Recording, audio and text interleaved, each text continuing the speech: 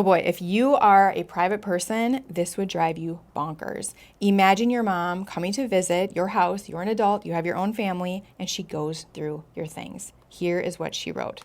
My mom snoops through my belongings whenever she visits. I've tried to tell her, hey, this is not okay, but she makes herself the victim and says, oh, obviously, I'm not welcome if I bring it up.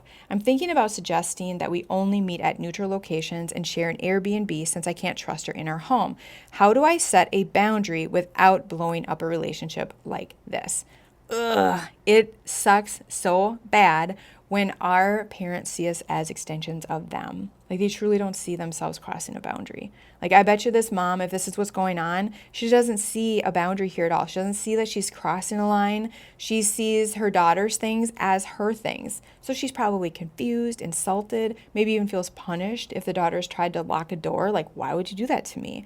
Like, so it's a very challenging thing because she truly believes like her daughter's things are her things to go through. Like this is her right to snoop. So that's very hard for both sides.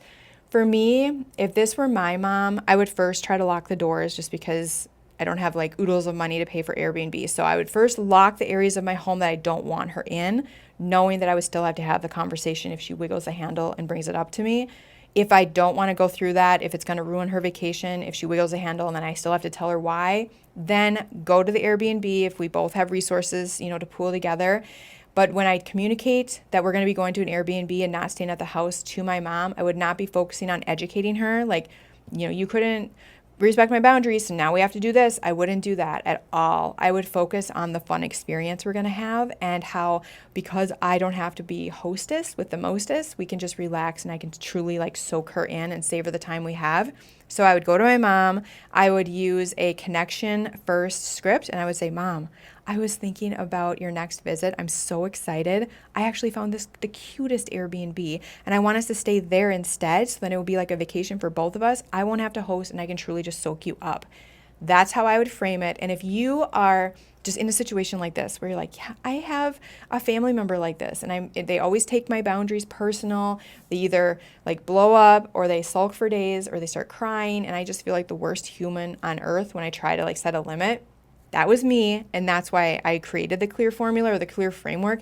It's just 5 steps that truly help me. I feel like I'm a very sensitive peacekeeper, and some of the scripts I would see online, I'd be like, I could never say that.